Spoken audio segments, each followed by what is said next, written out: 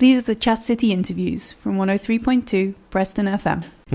They are Cliff Richard and the best of me, and you're with Chat City on this Monday morning, the 16th of June. Thank you for being with us, Preston FM 103.2, online, tune-in radio, and around the world wherever you are. Well, I did think of making my next guest feel at home in the studio. I thought, well, if I could maybe make it minus whatever degrees, and, you know, maybe it was very cold and wet and whatever, she would feel at home, because in the studio with me right now, and it's hard to believe the time has passed, is Professor Hanna Smith, and Hanna has just returned from an arduous subarctic expedition with some other UCLan students. So Hanna, it's nice to see you back safe in the studio. Thank you very much, it's nice to see you too. Just remind us how many students went along on this expedition and the reason for it. It was myself and 4 other lads that went on the expedition. We're all second year outdoor leadership students of the University of Central Lancashire, and we have an expedition module where we have to plan and carry out a 4-day expedition, but we decided to go all out and plan an overseas expedition and in the wilderness for 16 days. And not any wilderness kind of, you know, not out in a sunny kind of warm climate, but where was it that you went? Well, we were in the subarctic, and you say there was no sun, but actually on the first 4 days we were probably in plus 20 degrees, which caused a few problems with the logistics of bare barrels and having full winter kit as well. But we did experience temperatures up down to minus 10 and deep snow that was deeper than me, and unfortunately I had to experience getting falling in a hole that was over my head and having to get dug out. But it was really good. But when we talk about the plus degrees there, is that also to do with global warming? I mean, or is that a usual kind of temperature? Because where were you? Where did you start the journey from? We actually started the journey from Kwani Lake, and the lake was actually still frozen when we went in, and that was not frozen when we came back. The polar vortex that came across, because it was lower than the subarctic, it actually brought around a milder winter, and therefore, because there wasn't as much snow in the winter, it melted quicker. So yeah, it wasn't expected that it was going to be plus 20 degrees. Unfortunately, the snow melted in April, so the best time would have been to go out in March. But again, the snow on the mountains and the mountain side of things was still very much there, and it was very much subarctic conditions. So you'd flown out to, where did you go to? We flew into Whitehorse, which is the capital of the Yukon. And when you say it's a capital city of a big place, it's probably bigger than Britain. It's smaller than Preston by far, very much in the middle of nowhere. And we drove 4 hours up the Alaskan highway to start the route. Right. So what impact, what problems did that create for you then, given that that was the temperature and you were starting the journey? Because presumably you'd expected and you were geared up with equipment, etc., to start the journey in minus maybe conditions, or at least naught or just plus 1 or 2 degrees. Yeah, so we were hoping for the fact that the route would be in full snow, which would mean that we'd be able to pull our kit behind us, and that's why we were training with tyres. Unfortunately, that wasn't the case, and as well, if you're in that much heat, you're not going to be wearing as much kit as you would have done previously. So we had heavier packs. Mine was 35 kilos. And on top of that, we had 16 bare barrels with all our food. So we ended up having to separate ourselves by 100 metres. So the first 4 days were quite lonely, and you walked back and forth until all of those 16 bare barrels were at the next person's station, and then you'd leapfrog the group. So we actually walked the distance each day that we walked by 4. So it was hard work, quite demotivating, but we were obviously motivated and determined that we were going to get into the mountains and achieve what we'd planned to achieve, and we did. We got into the mountains, we got to camp up there, experience the winter environment, learn how to snowshoe uphill rather than on the flat, and we got to see the amazing Kalawush glacier that leads into the largest non-polar ice field, which was fantastic. So, although you'd been planning for the journey for quite some time, and a lot of it maybe were things you were going to expect. I mean, the last time we talked, I know there are many unforeseen dangers out there, but one of the dangers I know that you had talked about was the risk of attack from bears. Did you experience seeing a bear or any threats? Well, we had lots of paw prints to start with, and it had been very much made aware to us of the potential threat of bear and by the park rangers, and they assumed that we'd see quite a few. We actually didn't see a bear till day 10 of our expedition, which by this point we were starting to think that they were like the Yeti and didn't exist. And in all honesty, they weren't bothered by us, and it was great to see the grizzly bear but not feel threatened by it, which I think some people can feel. We also saw a wolverine, which is very rare to see, and we actually saw that on the first day. And again, they're quite aggressive creatures, but we gave it their respect. It was due, and they respected us and didn't come anywhere near us. And I also saw a wolf as well, which are quite rare to see. So we were quite lucky with actually getting to see lots of wildlife and animals within the park, but there was no threat. And I think the park managers managed that really well, that generally if you respect them, they'll respect you, and there's no problems there. And we had talked about the fact that going along on the trip, one of the things is about leadership, and it's about being together. So you were spending quite a time in close proximity with the others. How did that work out? I mean, did tensions arrive, or did people generally kind of just find it easy to agree with each other and with any plans or arrangements that you wanted to make? There's obviously the Zuckerman Stormin Foreman performing model, and that very much happened quite a few times. As a group, we got on really well in terms of logistically. We managed to achieve everything. We worked as a team, and we're all training for the same thing.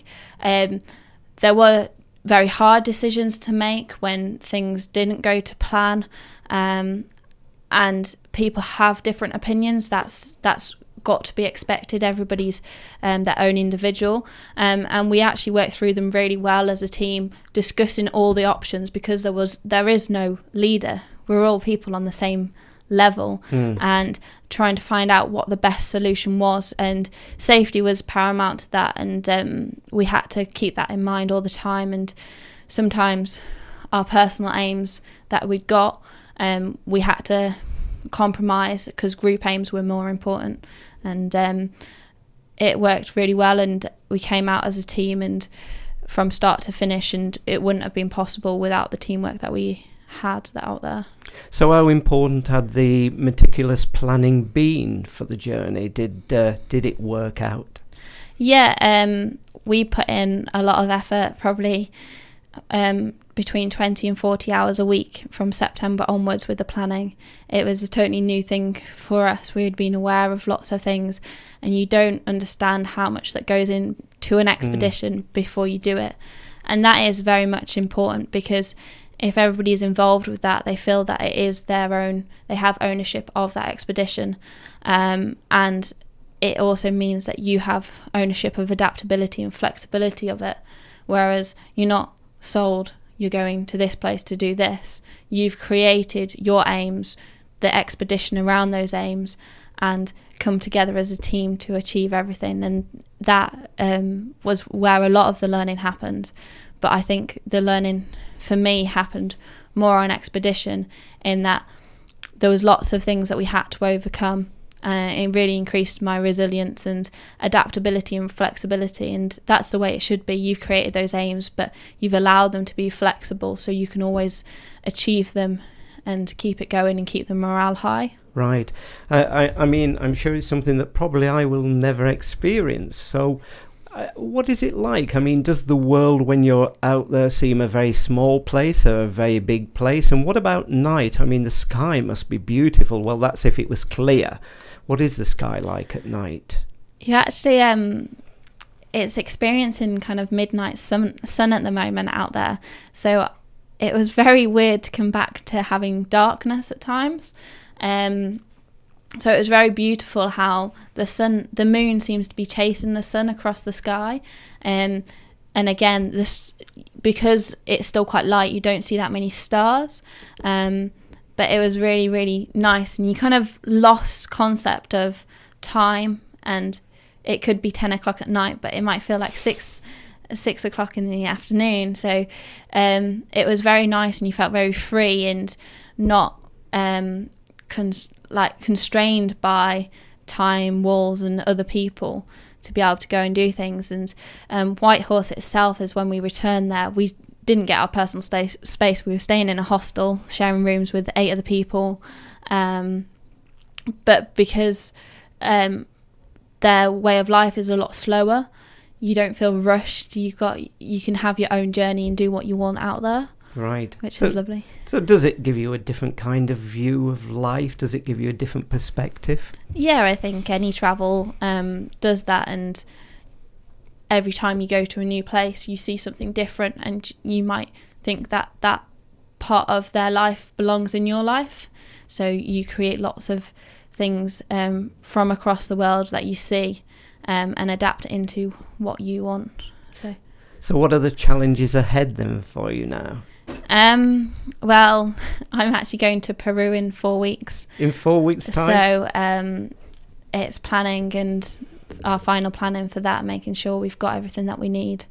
So yeah, that's my next challenge. And what will you be doing on that journey? Well, we're going to the Cordillera Blanca. I'm going with one other person, and we're going to hopefully climb Mount Pisco, which is a 5,000 metre peak. And depending on whether that goes well or how long it takes us to acclimatise, there might be a 6,000 metre peak on the cards, which will be the highest I've ever been to. Right. And of course, health and safety, as we talked about your previous journey, of course, is going to be paramount on this journey. What Definitely. Are some of the issues that you're already having to look at, to be aware of, that you could face? Weather being one, and we also know that we're going out at a popular time, so hopefully the fact that there's only 2 of us in the group shouldn't matter too much. It'll be the first expedition that I've been to high altitude where we have been totally self-sufficient. So again, acclimatization is really key. So we've got a certain amount of time, which according to recommendations means that we should easily be able to do Pisco and another peak. But if we go out with the aim to just complete Pisco, hopefully weather windows and things like that should be quite good, but it doesn't mean that we have to rush. We can acclimatise properly. We can really understand how one another work together. You have to stop and start at the same point. You're going to be tied to a rope for 8 days at a time, being 25 metres apart. So again, it's quite a lonely journey. You're working with someone, but you're so far away from them that you can't actually talk to them. So there's lots of things that can happen, but it's just being aware of all of them. Right. And on the journey to the subarctic, I mean, you didn't have guides with you, did you? No. It was all planned prior to going there. So, yeah. I mean, how did that work out, the fact that you were out there in the subarctic, actually finding, navigating? Yeah. It wasn't a problem at all. The route we were following a route that's walked quite often in the summer. We'd shown all our plans to park rangers, which were very much helpful in our planning.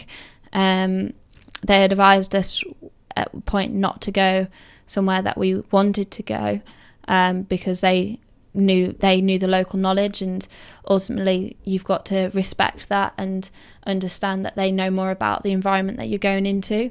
But navigating, it's a transferable skill, and everything's so much bigger, so trying to comprehend distance is quite hard. Between the mountains, the valleys are much bigger than ours, so that was the only hard thing, is understanding and comprehending that from one mountain to the next was actually a long way. But other than that, it's the skills we've got, and it's transferable, and it's just practicing that and having faith that you know what you're doing, like to try, but understanding the limitations of it and having that backup support with the satellite phones and the spot devices. And the same when you go to Peru, will you have someone leading there, or again it will be the same? It will be the same again. Guides are more likely to be used for most people going out to Peru, but the routes that we are carrying out there are actually very much more popular than the route that we were doing in Canada. So there's lots of information about where to go. The maps are really good. So we will be going out by ourselves, leading ourselves, and having the backup of a spot device with us.